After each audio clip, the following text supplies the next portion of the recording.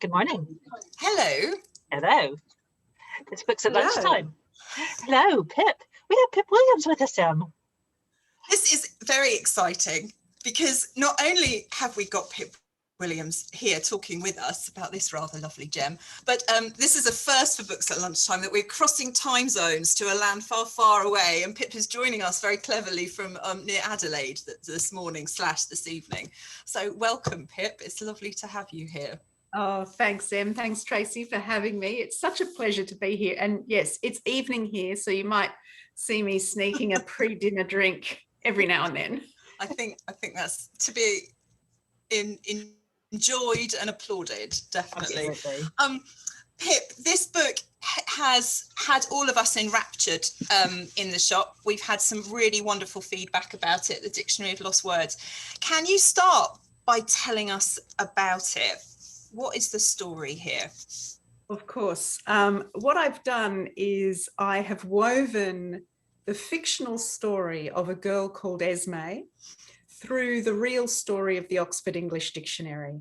So essentially, the Oxford English Dictionary took about 70 years actually to compile, but from the publication of the first word to the publication of the last, it was about 45 years. And Esme is a little girl when the first words are published.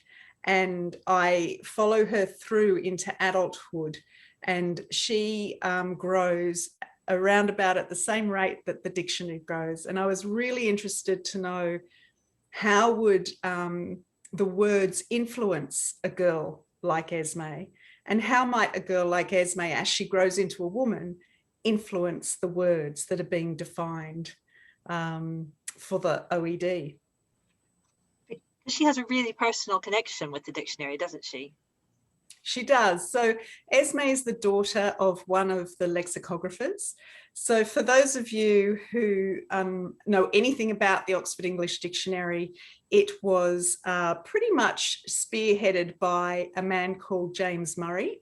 He was the editor of the dictionary for quite some time, for decades, and he really is the one that gave it its impetus, that got it going. And other editors, of course, were involved, but the story that I'm telling is really around James Murray's involvement. And what I wanted to do is I wanted to understand, do words mean different things to men and women? And if they do, is it possible we've lost something in the effort to define the English language? And so I've put a little girl under the sorting table in the scriptorium where all the words are being defined. And in order to get her there, in order to get her under the sorting table, I have made her the daughter of one of the lexicographers who is helping to define the English language. And this lexicographer is also fictional, but all the other people around them in the scriptorium, which was a corrugated iron shed in the front garden of James Murray's house in Oxford, all the other people in the story are real people. So James Murray was real, he was the editor. All the lexicographers that I talk about in the book, most of them were real. Many of the women in the book were real. But I needed to have a fictional story run through this real story in order to understand really what it means for a dictionary to be compiled by a whole lot of men and from a whole lot of texts that were written by a whole lot of men. And so this is how I've gone about doing it. So explain a little bit about the title then, because I mean, this is a really sort of beguiling way of introducing it. What is the definition or the explanation of the Dictionary of Lost Words? Well, actually, the story really took hold in my mind when I read an anecdote in a few different sources, actually. I read an anecdote about a lost word. So there is one word that has been lost accidentally from the Oxford English Dictionary, according to the historical sources. And that was the word bondmaid. And bondmaid means slave girl or bonded servant. And this word should have been in the first edition of the volume A and B. And I have right here with me, it weighs a ton. My God. My partner managed to track down the first edition volume of A and B, and you can see it's a little bit scarred from use, but I treasure this. This is, I think, my favorite object in the whole wide world. And when I opened this to B, and I looked down, and the word bondmaid is in fact missing. So it's not in here, and it should have been. And James Murray didn't know that it wasn't there until 13 years after this volume was published. He received a letter from a member of the public just asking why the word bondmaid wasn't in the dictionary. Apparently he was furious once he realized that in fact it's not in the dictionary, and various letters were exchanged between various men in high places, wondering how this could have happened and was it possible that other words had been lost. James Murray assured everybody that it wasn't possible that any other words were lost, that it was almost impossible that this word had been lost, but he had no explanation for it. And they've never understood how the word bondmaid went missing from that first edition. And so because no one knows, I had this door open in terms of fiction. I could make it up. I could imagine how this word became lost, and that's where Esme comes in. And so that first word, and it's not a spoiler, that word bondmaid, because all of the words were written on slips of paper, and I have a couple of photocopies here. This is just a bunch of slips, and these are actually the bondmaid slips. So I had the enormous privilege of being welcomed into the archives of the Oxford University Press and being supported by the archivist there, Beverly McCulloch, to actually go through the boxes and boxes and boxes of slips of paper that contain the words and examples of how the words have been used in literature, and not just literature, non-fiction as well.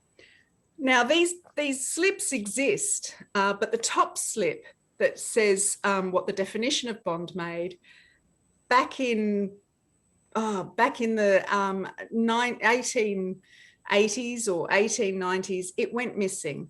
And in my book, that word has slipped off the sorting table in the scriptorium, and it's floated underneath. And underneath that sorting table is little Esme, about aged 4, and the slip lands in her lap. She can't read the word, but she knows it's important. And when nobody claims it, she decides that she will keep it. She will look after it. And she doesn't report it to anybody. And instead she hides it in a suitcase that is under the bed of the maid in the big house, whose name is Lizzie. And the big house is James Murray's house. And Lizzie looks after Esme during the day when she becomes a nuisance in the scriptorium. And that is the beginning of Esme's career as a word thief and a word rescuer, a word champion. And yeah, while when she's little, she doesn't really know what she's doing. There's no real purpose, but she does fear for the words. So for Esme, words are tangible things, and because they were written on slips of paper, and she's been told to respect the words, but every now and then she sees that the words aren't being respected. And so for her, there is a real motivation to look out for them, to save them. And that's what she does with Bondmaid. It's just such a remarkable story because it is, and for those of us who read and love language, we're always going to be drawn to this, aren't we? But the fact that this happened during that part of history, so the story starts in 1887, which then just historical knowledge leads this young woman into the suffragette movement, and her life is impacted by the war, and all of these things that were actually going on are right in line with what you're trying to tell about the lost words. It just seems like a gift as a writer. You know what, Tracy, it was it really was a gift, because when I started this book, I really just wanted to answer those two questions. Do words mean different things to men and women? If so, have we lost something because men defined the language? That's where I started. But as soon as you start reading around the history of the Oxford English Dictionary, so of course I had to just read generally around the Oxford English Dictionary. But as soon as you start doing that, you realize what era we're in. We are in the era of the suffrage movement in the UK. And in fact, it's come to a head.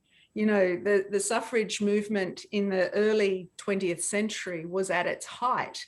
And it's an incredibly important time in England's history. And then, of course, World War I happens. I couldn't have, in a way, designed a more volatile, a more dynamic, a more interesting time to set a book. And even though my motivation was this dictionary, which to some people can seem quite bland and you know, nerdy, the dictionary, the stories around the dictionary just are so interesting, but then the stories around that era are incredible and really incredible. Lives were changed in a heartbeat at that moment in time. And in terms of the evolution of a society, you know, it wasn't sort of centuries where things changed. It changed in sort of a decade, essentially. A whole society changed around World War I and leading up to it. Women, you know, the first women got the vote in 1918 before the war had even finished. And they got the vote largely because of their participation in society and in the economic life of the UK during World War I, as, you know, on top of all of their actions and demands prior to that. Unfortunately, not all women got the vote in 1918. That they had to wait until 1928, which is actually another, you know, bit of serendipity, another little bit of kind of gold dust for me, because the dictionary was completed in 1928.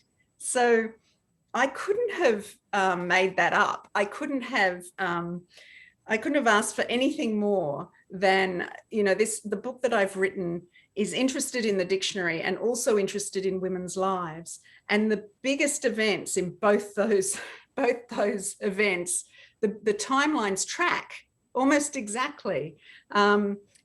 Just a month or so after the dictionary was fully published, all women over 18 got the vote in the UK and had equal rights to men. And yeah, you know, they just go hand in hand. If you tried to make it up as fiction, we would have said it was not believable. It would have been way too convenient, way too convenient. But it just seems so meant to be. So we've been having loads of conversations about the book in the shop. I've just walked in and the weather's really bad, and I sort of fought my way against the wind, and I brought my copy in because I thought, well, we've got copies in the shop, I don't need to. And as I walked in with mine in my rucksack, I was told we just sold our last copy. We'd only been open half an hour. So it is generating loads of interest. And one of the things that one of our readers has pointed out is about just how tactile the words are. Language is spoken, and then we've very cleverly made it written down. But in your book, words are something that you can scrunch up and throw away, or they can burn you. Do you want to comment about that? Yeah, well, and again, because of this, you know, that original anecdote about the word bondmaid being lost, you know, that doesn't even make sense when you say it as a sentence. Oh, a word got lost. Well, how do you lose a word? It's something that's on your tongue. It's something that's in your mind. Surely it can't be lost from history. And then I realized how the words were collated, and they were collated as tangible things, as real bits of paper. And then I realized actually you can lose a word quite literally. A piece of paper can fall away and be lost. The tragedy is that for a dictionary, particularly the Oxford English Dictionary, words had to have a textual history for it to be included in the history, in the dictionary, sorry. So they had to have been written down for them to be considered at all for the dictionary. And so then this idea of a word physically being lost, but also socially being lost, became very interesting to me, because that's when I thought, well, how many words have not been written down?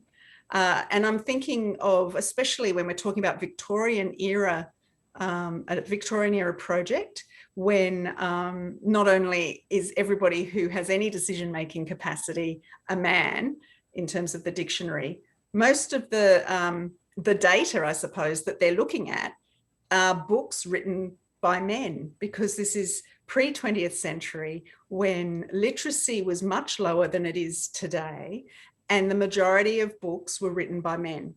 And so all of the evidence for how a word is used and therefore how it should be defined is based on men's experience, and not any men. It's based on educated men's experience.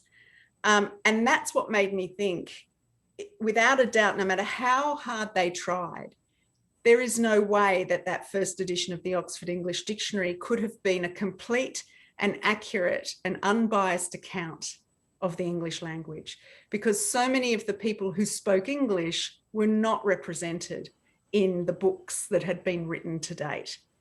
Yeah.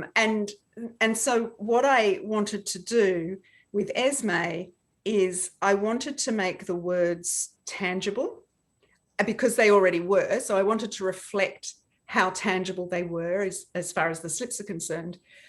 But I wanted Esme to fear for them. I wanted her to have a relationship with these slips of paper, these words, that drove everything she then does throughout her life. And it's not a spoiler because it's on the very first page of the book. But the very first slip that she really cares about, the very first word that she really cares about and fears for, is the word lily. And the word lily is written on a slip of paper that is sent into the scriptorium, as words were, by volunteers. It's sent in, but it's not complete. And so it's not able to be used in order to define the word lily. And this slip of paper is thrown into the fire. Now, Lily was the name of her mother. And even though it's been sent in as an example of how the word lily is used to describe a flower, it was also the name of her mother. And when this slip of paper, this word, is thrown into the fire grate, Esme, as a little girl, 3 or 4 years old, has a very emotional, physical reaction to the discarding of this word that means so much to her, because her mother is dead. Her mother is no longer alive. And as the word goes into the fire, she follows it. And so she reaches in to try and save it. And that, in a way, is the catalyst for everything else that she does from then on, for her attachment to words.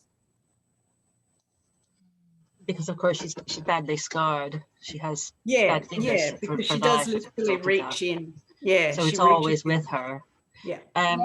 Another thing that I loved about the book, and again, our friend Catherine, who I had such a big conversation with about the book, she was really pointing out just there are no weak women in this book. There are no side characters. So Lizzie is so wonderful, and Tilda, and I don't know how you say it, Dita. And please, can you comment on Mabel? Because if they talked to Mabel, the dictionary would have been completely different. Yes, it would have been. And I think they have dictionaries, dictionaries based on Mabel's vocabulary, dictionaries of swear words, perhaps, and slang. What was important for my character Esme was, because she is motherless, she she needed other women in her life to give her guidance. And in actual fact, the scriptorium itself acts in some ways in a parental way, because she is told by her father, who's gorgeous but a complete boffin, and she's told by everybody that she can always turn to the words to understand life, to understand what's going on, to understand herself. And she has taken that on. She turns to the scriptorium, she turns to the pigeonholes that hold all these little slips of paper. When she is unsure about something, she looks up the words, she looks up the meanings. Sometimes the words let her down. But as well as the scriptorium, she has all these women in her life. Lizzie is the servant in James Murray's house. She's a scullery maid, essentially. She's uneducated. She came to the Murrays as a 9-year-old, 9, 10, 11, 12-year-old, which happened back then. So she was an orphan herself. Being in service was, you know, the best possible thing that could have happened to her. And she's illiterate. So she can't read or write. And she's not very much older in a way than Esme, but because of her life, she is far more adult than Esme at a much younger age. They're about 8 years different. But Lizzie becomes Esme's best friend, and over the years, her confidant, and, you know, the person who fills in for her mother in so many ways. But there are other women in Esme's life as well.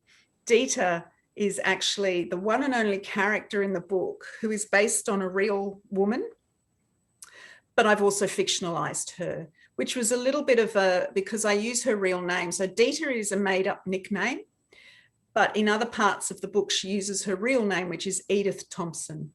And Edith Thompson was a volunteer for the Oxford English Dictionary. She worked on just about every volume from A to Z. She volunteered for the dictionary for 40 or 50 years of her life. And yet when they celebrated the final publication of the final words of the dictionary in 1928, she and 2 other women, including Ross Frith Murray and Eleanor Bradley, both daughters of editors who also dedicated decades of their life to the Oxford English Dictionary, they were not invited to the celebration, but they were invited to watch 150 men eat the most incredible menu of food and wines and listen to the Prime Minister speak. They were invited to watch all of that from the balcony of Goldsmiths Hall. And this little fact drove me in many ways to write this book. The fact that these women had worked on the dictionary longer than just about every other man in the room, and yet weren't given a place at the table, was shocking to me. And I wanted Edith to have her place in history. When I started doing the research for this book and I found out about Edith Thompson and her sister Elizabeth, they were both volunteers for a very long time, I could find maybe 1 line about Elizabeth and maybe 2 paragraphs about Edith in all of the history. And that information was only there because she wrote a history of her grandfather, who was a parliamentarian. So she was a historian herself, and a historian's assistant. And I just thought it was such a tragedy that all I could find about her was 2 paragraphs of information. And so I had a dilemma because I was fictionalizing her. I could have given her a pseudonym, but I decided I wanted her name to exist in text because, you know, according to dictionaries, a word has to exist in text for it to exist at all. And I didn't want her to be ignored, continue to be ignored.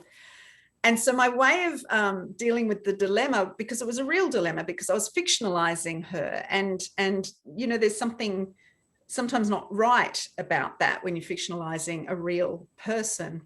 But what I decided to do was leave her with her real name whenever I was writing about her as the volunteer for the Oxford English Dictionary, and when she was communicating with James Murray, and I had seen her letters to and from James Murray in the archives, so I understood something of her character.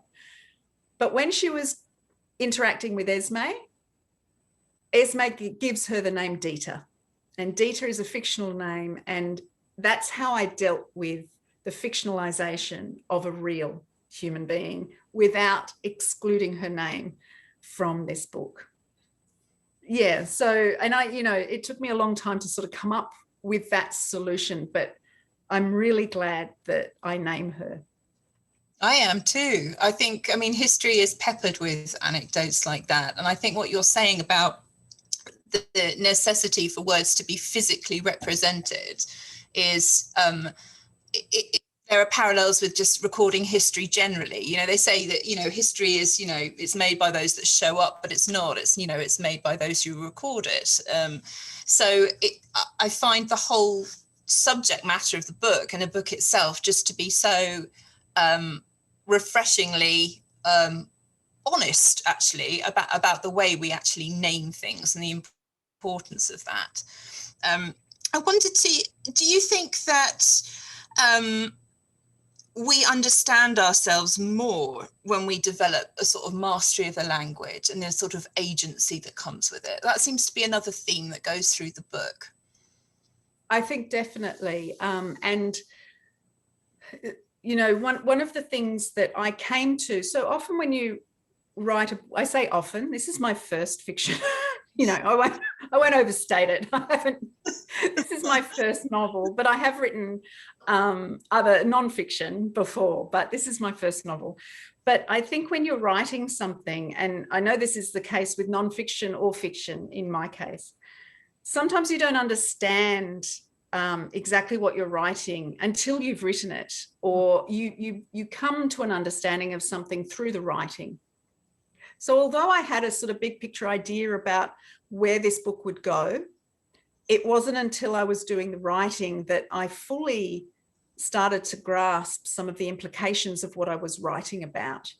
And you're talking about the power of language to give you agency, the power of language to help you understand yourself and others.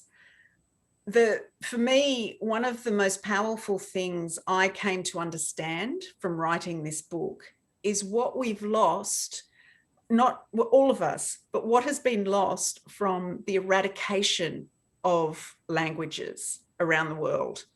And I live in a country where I share this country with the oldest continuous culture in the world. So Australian Aboriginal people have been in Australia for maybe 60,000 years. There are hundreds of Aboriginal languages in Australia, and so many of them have been lost because colonisation does that. So the first thing colonisers do is they take land. The second thing they do is they take language. They stop people speaking their own words. And when you do that, when your words are taken away from you and you have to speak the language of somebody else, you lose that connection to your ancestors. You lose that connection to your culture. You lose connection to land in the case of Aboriginal people. You lose the connection to the stories that help explain who you are. And it takes a very long time for you to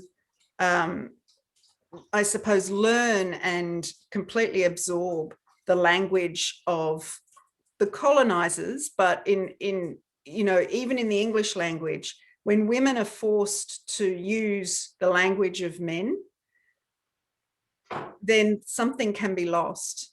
And when men are deciding what words are valuable and what words are not, then something is lost. And I'm sure the same is happening in the UK as is happening in Australia. We are having in Australia a crisis at the moment around the treatment of women, particularly in Parliament, in the Australian Parliament and in politics and in the general community. But what happens is that men's words seem to be more highly valued than women's words. We end up with this he says, she says kind of situation. And we're having a huge discussion about this at the moment. And I think what can happen is that if men decide, that women's words are unreliable, or that women's words are not valuable, then we're in trouble, we're in strife. Can I give you an example of something that's in the book? The word suffragette is a really interesting word because it was actually coined by newspaper men to put down the women who were starting to become militant, starting to muck up, starting to cause trouble.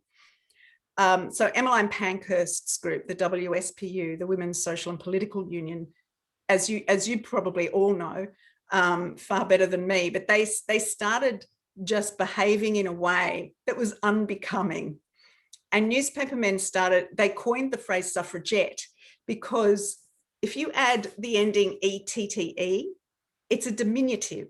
So if you think of cigarette and kitchenette, they are a smaller, less important version of the real thing. And so this word suffragette was used to describe these women in contrast to the suffragists who were kind of, they were making speeches and they were marching and sending letters to Parliament, but they weren't graffitiing and they weren't blowing up letterboxes or threatening anybody. Now, what happened with this word? So for a few years, it was used as an insult, but Emmeline Pankhurst decided to appropriate the word, and she owned it by calling their journal The Suffragette. And all of a sudden, that word evolved into something else, and women owned it, and it became a strong kind of rallying cry in a way, to the point where today we use the word, a lot of people will just say the suffragette movement rather than the suffrage movement, which is a little bit incorrect because the suffragettes were one faction, I suppose, of the women's suffrage movement. But we use it as the umbrella term now because we're proud of that word. We own that word. We're happy to be described, or, we're happy to describe these women as suffragettes, these women that we admire. But it's just an example of how a word can be used to put women down. And then sometimes over time, how women and other groups can appropriate words and make them more powerful and make them work for them. I think I've gone totally off track. I think it's just so important. And I think what Tracy and I have talked about with this book, I know Tracy and Catherine had this discussion yesterday, is just, it's one of those books that just makes you question stuff after you've read it. And it's one of those books that you realize how central the ideas of language and owning language and defining language actually impact on your day-to-day life. And I don't think it's something that most of us pay that much attention to, because language is something that is instinctive and it's natural and it's free flowing. And actually it's only when you stop to consider the history and the way it's formed that you realize that it's a deeply political action one way or another. And there's just so much to unpack from your book, Pip, that I wonder if that's why it's coming off the shelves so quickly in the bookshop right now, because female or male, I think it's a very interesting thing to sort of start these conversations. And some of these conversations I can't own to really knowing everything, all of these ideas as I was writing. Some of them are quite below the surface.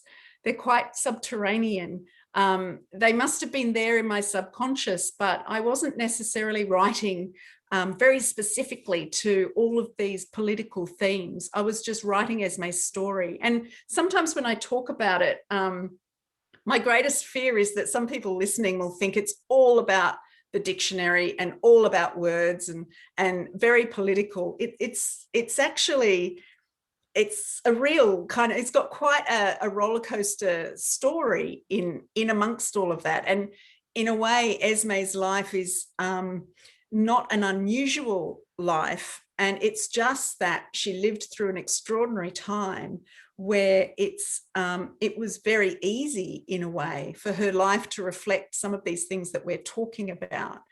You know, everything from education to work to falling in love to, you know, having children to being, being a mother. All of these things are a part of her story, and also part of our language. And this is the thing that I really came to understand, is that we can't separate language and the definition of words from life experience. And yet it has been. And yet some experiences, in particularly middle-class educated men's experiences, have been privileged when it comes to defining the language. And Tracy, you asked me earlier about Mabel.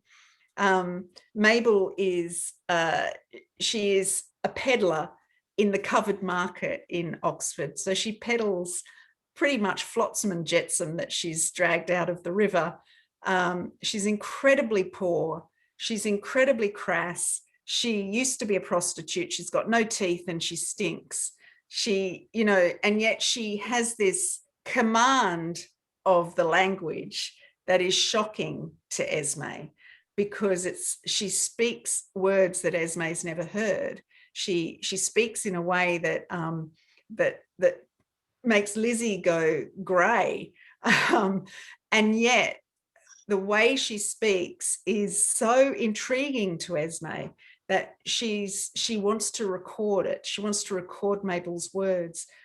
And one of the things that becomes important to Mabel and to others is the fact that Esme writes their words down and then attributes the definitions that she gives to these women, just in the way the slips attribute examples of usage, so quotations to certain, you know, to Dickens or to Coleridge. Esme is attributing quotations to Mabel and to Lizzie, even though they can't actually read the words. And for these women to have something of theirs on paper, something of theirs as a tangible thing that will outlive them, is something that they have never dreamed of.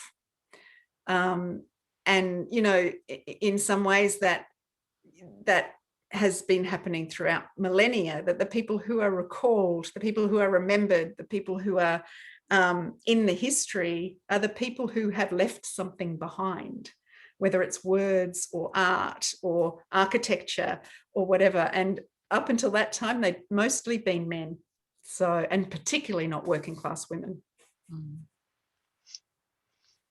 It's so interesting, Pip, and I'm really in this little series that we do.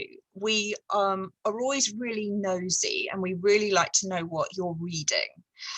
It's sort of, and it was really interesting to get your reading list, and there's a definite thread that runs through. So can you talk us through some other books that maybe people might like to read once they've devoured yours? Yeah, sure. The first one I'll talk about is Circe, but I don't have a copy of it because I listened to it as an audiobook. There it is. Wonderful. Very shiny.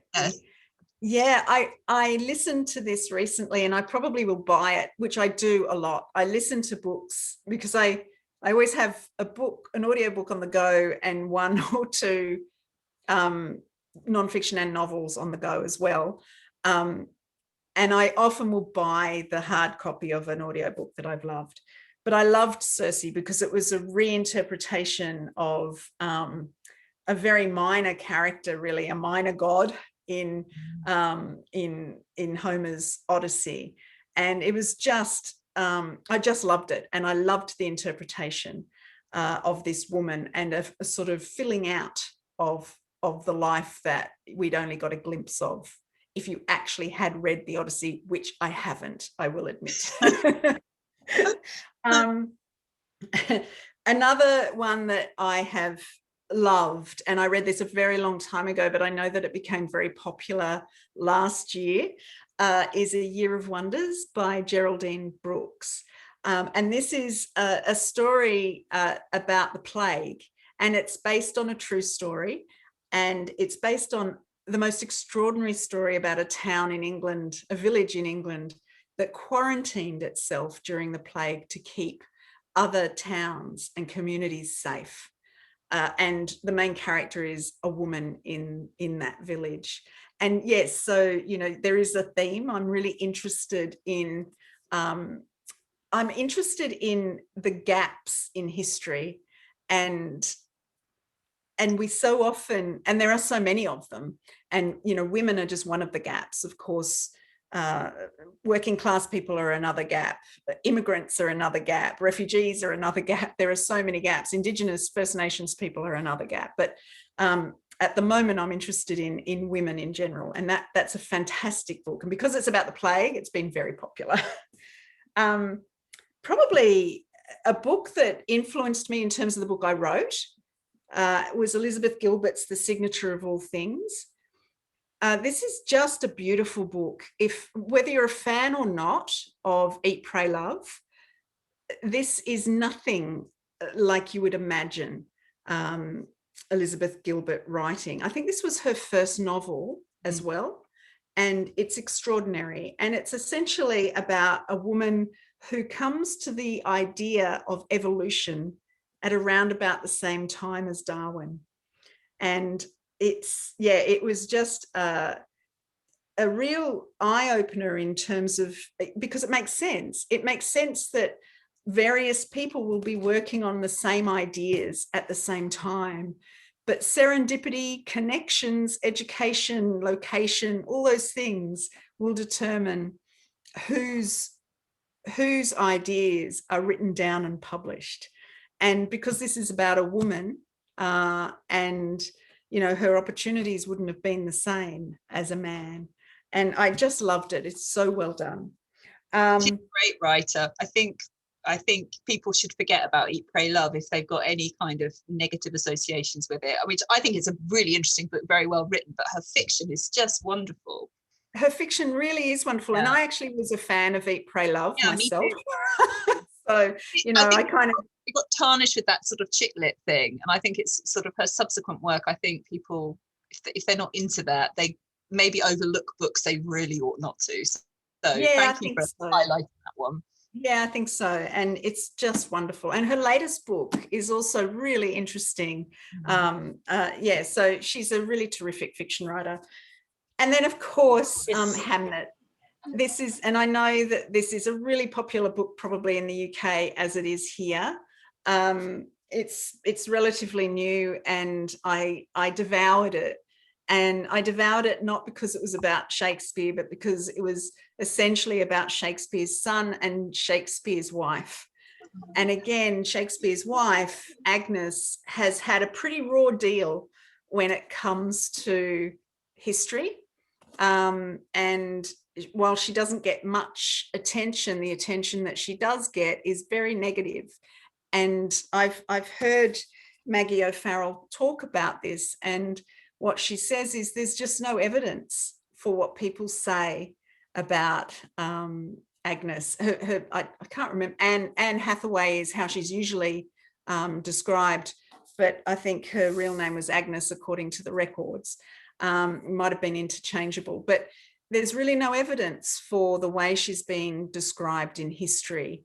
And so Maggie O'Farrell is, I suppose, trying to balance the books to some extent. And I think that's what all of those books do.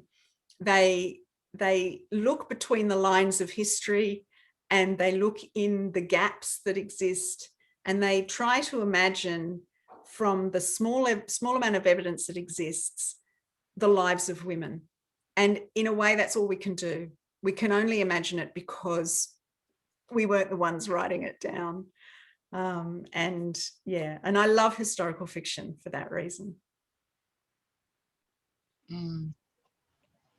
That's been absolutely fascinating talking to you, and you're right, it is a real almost journalistic opportunity, isn't it, to look into the facts and the history and see where the women are and dig out the story that we haven't been told. Couldn't agree with you more about Hamnet. It's her story, and it's so believable when you really start to think about it. So I follow Liz Gilbert on social media, so I feel quite up to date with her as a person, but I've not read her fiction for a few years. So thank you for reminding us of some really good reads. And I personally can't wait to see what you do next, because the Dictionary of Lost Words it covered everything. It was beautifully written. It was a compelling story. We've not even started to talk about the second half of the book, because we can't really without spoilers. So absolutely, hugely recommend your book, and can't wait to see what you do next. So thank you so much for joining us. Oh, it's been a huge pleasure. Thank you so much. And yeah, thank you for having me. Thank you again.